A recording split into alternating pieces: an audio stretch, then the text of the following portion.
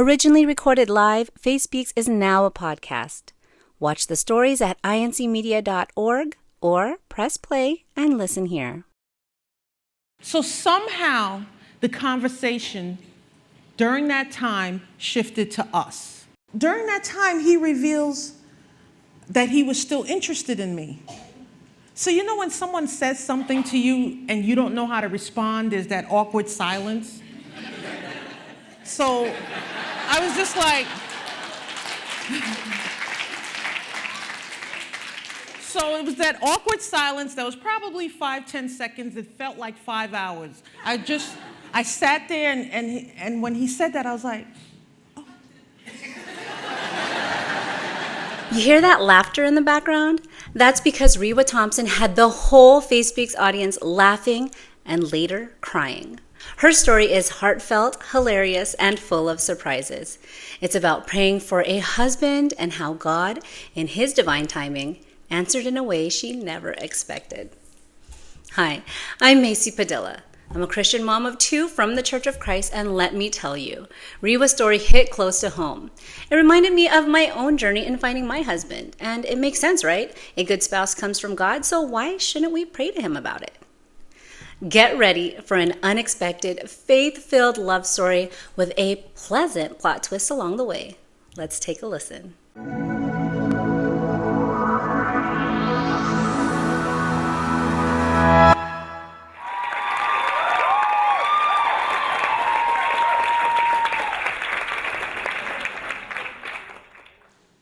I remember calling him my cousin because our mothers were best friends. I always knew that he was a part of a religion.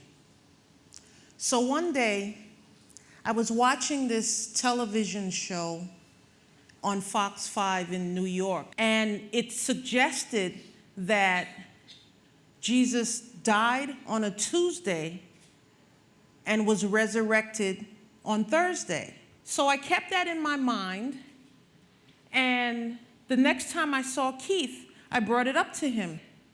So I asked him his opinion, and he said, just come to Bible study. So I'm like, that's not an answer.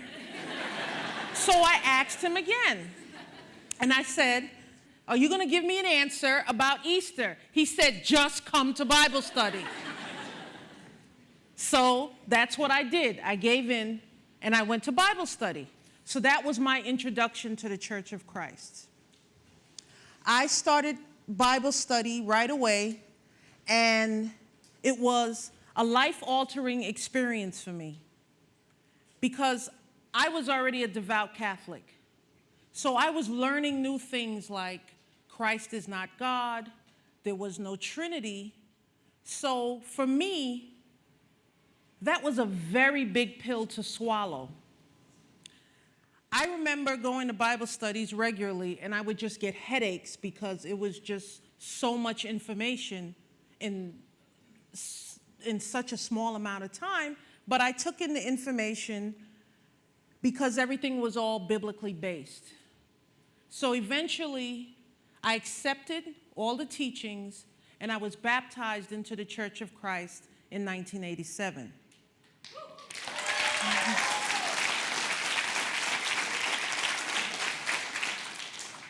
So now I'm a teenager and things are different. Remember, Keith is supposed to be my cousin. So now he's my brother in faith. We started giving each other rides to church, and eventually we just got more friendly and we made a connection. So once we made a connection, we decided, okay, we'll go out to eat. So we decided to go to Red Lobster. Ooh, now back in the day, hold on. Back in the day, Red Lobster was fine dining. Okay, so it was really good. So you have to remember, we're young people, we're going to Red Lobster. You know, it's almost like we're rich. He comes to pick me up, and, you know, he's dressed decent. He's got on nice slacks, nice shirt, dressed casual. So, of course, me, the teenager, I have on jeans and sneakers, a T-shirt. I think I'm cute. I'm ready to go. starting to walk out the door, and there's my mother standing there, or she's sitting down. My mother was never one to mince words. She just looked up, looked at me, go upstairs and change right now. And I'm like, why? So this is the beginning of our courtship now. But I realized that I was too young to be involved in this relationship. So we both agreed that we would end the relationship, but we'd still be cordial to one another. We still saw each other in church. You know, we'd pass each other. We'd say hi to one another, no problem. So now he's back to just a brother in the faith, no longer boyfriend. Okay. So time went on, and I started to focus more on myself in life. I started to think about my career. I was done in college. And I said to myself, you know, I wonder what life would be like as a wife and mother. So I had recalled a worship service lesson that I heard about prayer, and it talked about asking God for your needs, saying a prayer, a devoted prayer or dedicated prayer for what your needs were. So based on that worship service, I started praying regularly. I would pray 6 a.m. daily for at least 2 weeks that went on. I had to make a list of things that I wanted in a good husband. So I called it Rewa's Top 10. Now,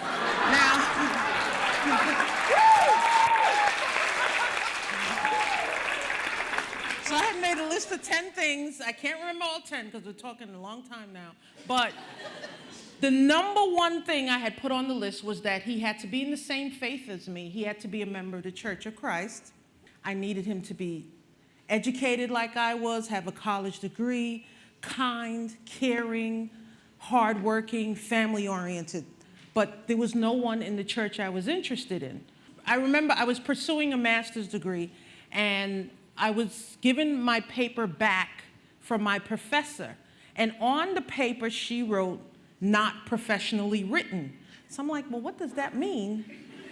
Now, you're talking early 90s, so I did it on a word processor. So millennials, you don't know what a word processor is. So Keith is still considered family to my family, and he was a techie guy, and I knew that he was the only person in my circle that I knew that had a computer. So we met up to do the paper. He had me sit down and write it over, and he was showing me things on the computer. So it's really interesting to use a device that you can actually backspace and erase and not have to worry about physical paper and using whiteout when you make a mistake. So it was awesome. I'm like, oh, I'm exposed to a computer. This is great. So we're going through the paper, and then we're done with the paper, so he decided he was going to show me how to use the internet. So young people, again, there was this thing called dial-up. We didn't have Wi-Fi or anything like that. We used the CompuServe, so we're surfing the internet. So somehow the conversation during that time shifted to us. During that time, he reveals that he was still interested in me. So you know when someone says something to you and you don't know how to respond, there's that awkward silence? So I was just like, so it was that awkward silence that was probably 5-10 seconds. It felt like 5 hours. I sat there, and when he said that, I was like, oh. I didn't know what to say. I didn't say anything, and I'm just like, and he didn't say anything. He said what he said. It was that silence, and then I was like, oh, by the way, show me this. So I just didn't say anything. He left it alone. Now, this time during a weekday worship service, I don't know how it came about, but we decided that we were going to go out to eat again. It was not Red Lobster. I don't remember where it was. We were going to go out to eat after church. And then the conversation changed again, because now we're both more mature, we're both more emotionally and spiritually mature, so we're talking about one another, we're sharing our feelings with one another. So now we've rekindled the flame. This is like 10 years later. So as that time came around, I realized, oh, Keith met all the things on my top 10. I just didn't know it. I really didn't know it, because I wasn't, he was my cousin, and then he was my brother, and then he was my cousin. So I just didn't know. So once we started dating again, we got back on track. Now we're more mature, so we started praying together. And then once we knew,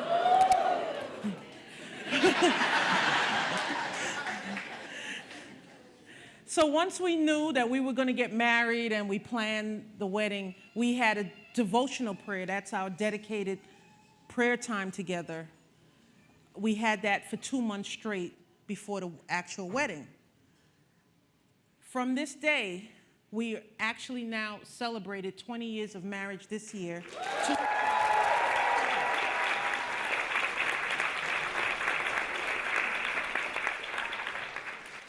And some of the most important things he checked off on the items on the list: he was a great father, he's a great devoted provider, husband, everything. So what I learned from this about the importance of prayer is having faith. Have to have faith in your prayer, and God hears and knows what you need. I asked for a good husband. It wasn't necessarily Keith. But since I prayed alone and we prayed together, I realized that my prayers were answered. It was just about it all being answered at the right time. So we live in a society now that we have high divorce rates. So if you believe in the sanctity of marriage, you have faith and you trust in God, really trust in God, that He will bless your union, no matter what happens, despite all odds, you can remain together in love and happiness. Thank you for listening. Rewa's story is such a beautiful reminder that when it comes to love, God really is the best matchmaker. Even when we're unsure, awkward, or completely unaware, He's already working things out behind the scenes. Thanks for joining me today. I'm Macy Padilla, and until next time, keep praying, keep trusting, and remember, God writes the best love stories. To find out more Faith Speaks talks, check out incmedia.org.